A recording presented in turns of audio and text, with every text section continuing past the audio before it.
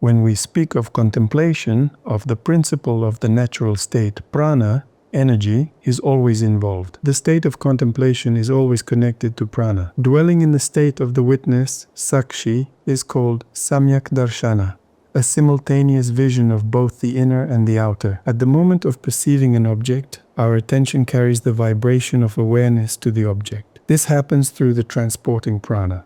It's important to understand this. When we perceive something, it feels as though something comes out of the eyes, touches the object, and then returns to convey the impression. When you see something and it feels like something leaves you, touches the object and brings the impression back, that is attention, concentrated awareness. Attention differs from ordinary unconscious perception in that awareness is transferred to the object through transporting prana. Every act of attention involves two components, awareness and prana. How are prana and the accumulation of karma related? Karma arises when a karmic imprint, samskara, is formed in consciousness. If no imprint arises, then no karma is formed. A samskara remains when attention is drawn and prana goes out along with awareness to the object. Consciousness clings to the object and takes its form.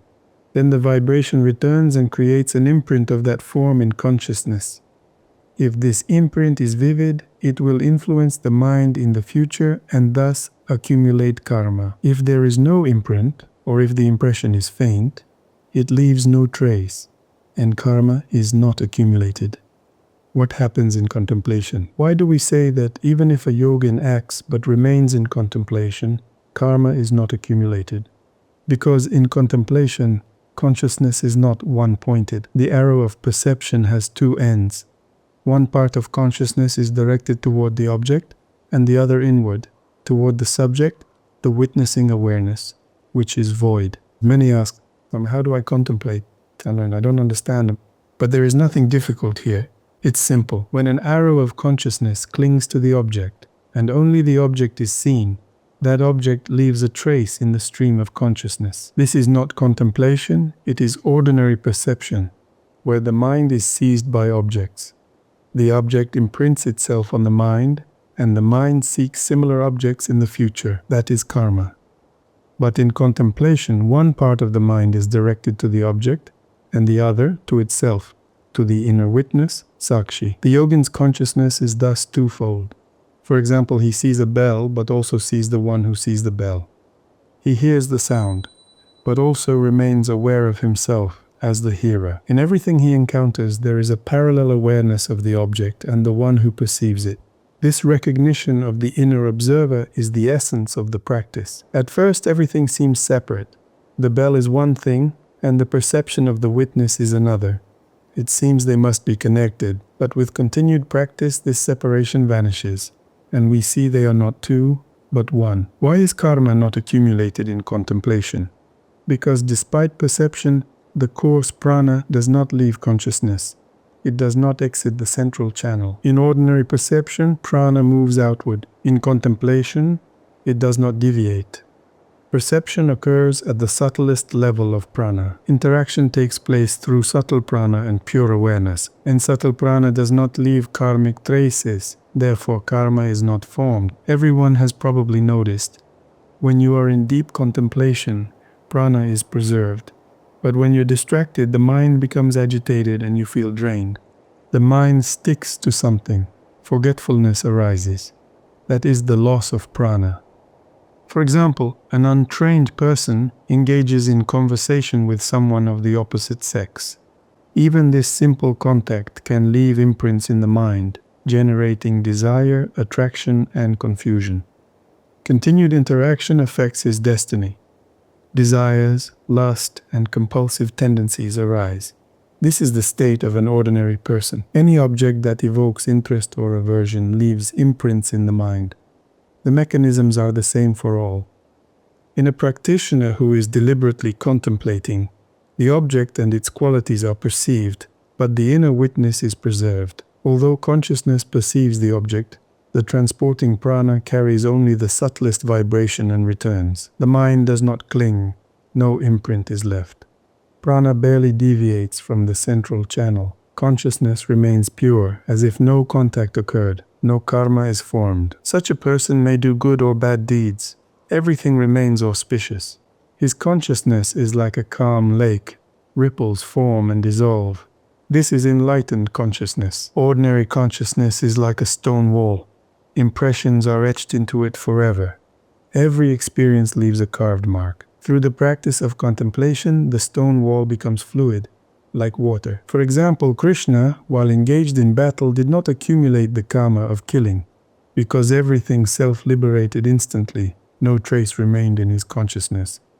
For an ordinary person, it was hell. For Krishna, it was the play of cosmic energies. He was always united with the source. His pranas were surrendered to the source and became expressions of the absolute. As practice deepens, consciousness is more and more liberated. You become less dependent on objects, thoughts, and emotions, and more united with the source. This is inner freedom.